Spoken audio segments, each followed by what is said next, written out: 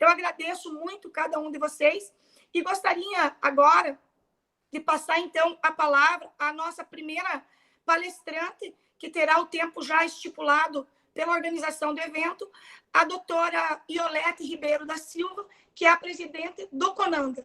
Seja muito bem-vinda, fique à vontade, é um prazer tê-la conosco aqui no Diálogos com Especialistas da Frente Parlamentar da Primeira Infância.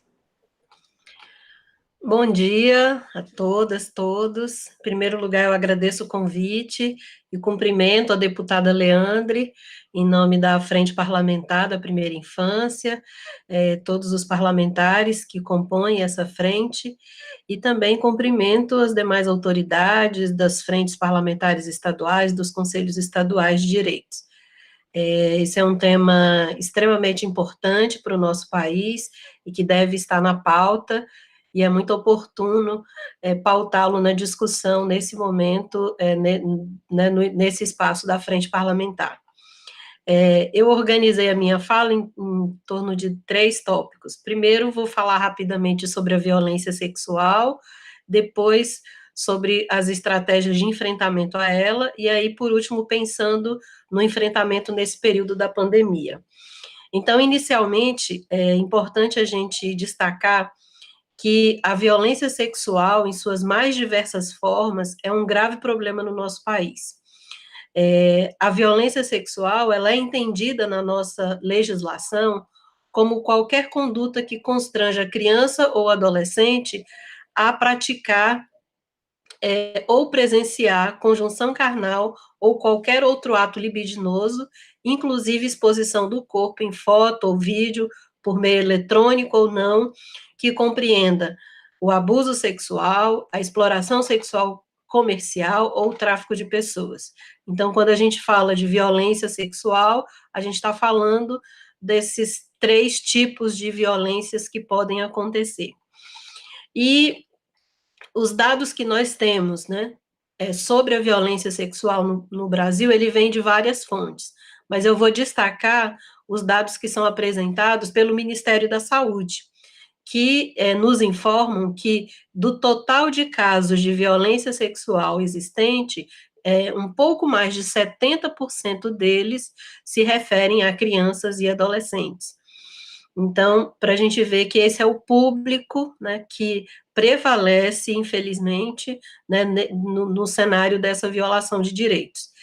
E no último boletim epidemiológico sobre esse tema, que foi publicado em 2017, ele informava, que foi publicado em 2018, mas se referia ao período de 2011 a 2017, ele informava que foram notificados ao Ministério da Saúde mais de 58 mil notificações de violência sexual contra crianças e mais de 80 mil notificações de violência sexual contra adolescentes.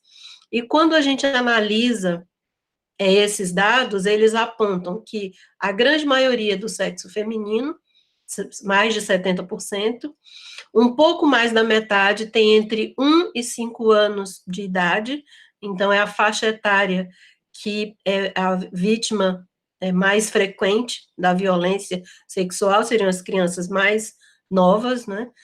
E uma parcela significativa é negra, né, em torno de 45%, além de também detectarmos um número muito grande de crianças com deficiência ou algum tipo de transtorno, como parte, né, dessas vítimas da violência sexual.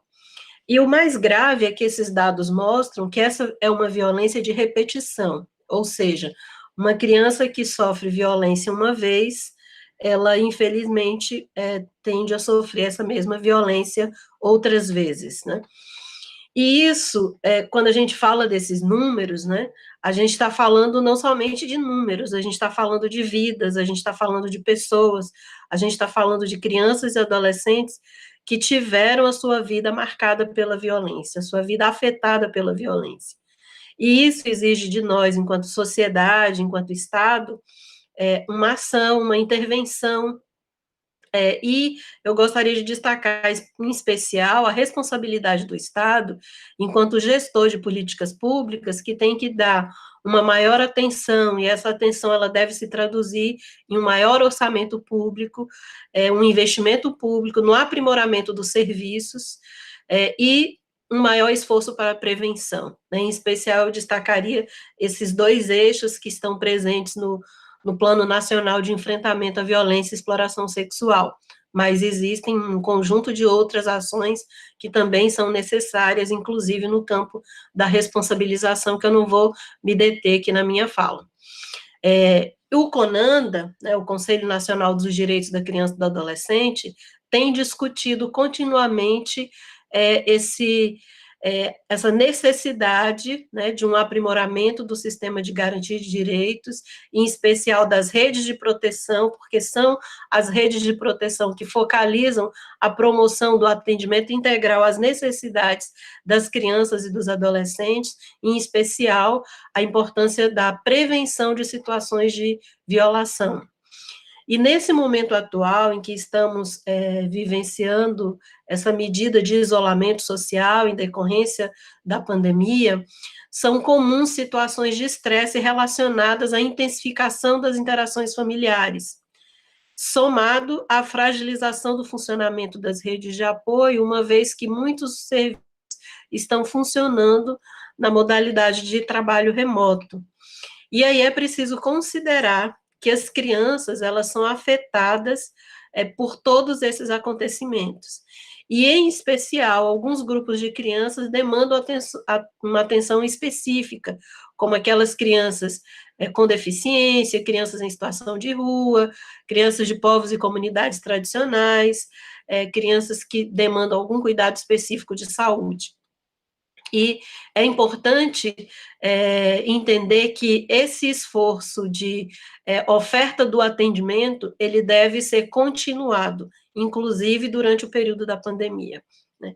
A gente precisa entender que a implementação do Plano Nacional de Enfrentamento à Violência Sexual contra Crianças e Adolescentes é uma medida importante. Quando esse plano foi lançado, foi feita uma campanha que se dizia: o Brasil tem um plano, que significava dizer que o nosso país tinha uma proposta, tinha uma política, e essa política ela precisa ser implementada. O plano esse ano completa 20 anos de existência, ele já foi atualizado algumas vezes, ele precisa ser atualizado agora no ano de 2020, né? E é importante dar atenção a todos os seus eixos para que eles sejam implementados. Em especial, durante a pandemia, e em decorrência das mudanças nas vidas das crianças, no cotidiano das crianças, há uma preocupação com essa possibilidade do aumento da violência, tanto da violência doméstica quanto da violência sexual. E aí é importante a gente entender que existem repercussões psicossociais da pandemia que vão afetar as crianças, e que, em especial, a desigualdade social vai determinar níveis e condições de vulnerabilidade diferenciadas sobre essa experiência da infância nesse momento.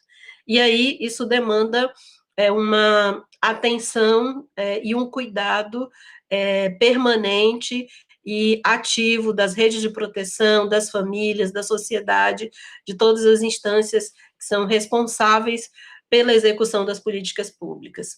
Então, considerando essa atual situação em que a permanência na família pode gerar inúmeras situações de violações de direitos, né, isso exige ações imediatas de intervenção.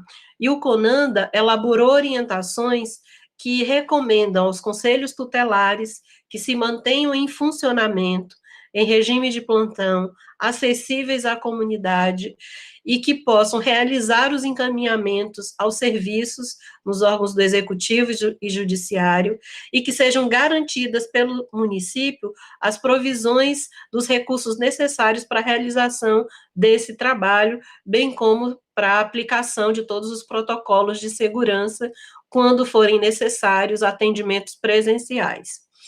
Né? Então, considerando que as crianças estão fora dos seus ambientes habituais, né, da escola, por exemplo, e com uma convivência intensa no ambiente doméstico, e que situações de crises, incertezas afetam toda a família de uma forma geral, é importante que essa rede de proteção estabeleça protocolos emergenciais de atendimento, que sejam divulgados os canais de denúncia, né, que eles estejam acessíveis também às crianças, para que elas possam acessar quando necessitarem e obterem a ajuda necessária. E, para concluir, eu gostaria de destacar que é muito importante a atuação das equipes da assistência social, né, do SUAS e do SUS, que fazem visitas domiciliares. É muito importante que essas equipes possam monitorar e dar uma atenção especial àquelas famílias que já tinham histórico de violência, ou mesmo que estejam atentas para verificar sinais de que a violência possa estar acontecendo, né, nos domicílios em que são realizadas essas visitas, para poder implementar medidas de cuidado e proteção às crianças que necessitarem.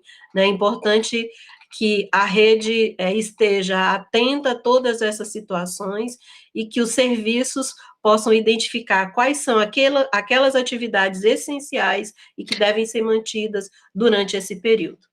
Obrigada. Muito obrigada, doutora Iolete. É um prazer tê-la conosco. Quero mais uma vez reforçar que a Frente Parlamentar da Primeira Infância está à disposição do CONANDA também, e aproveitar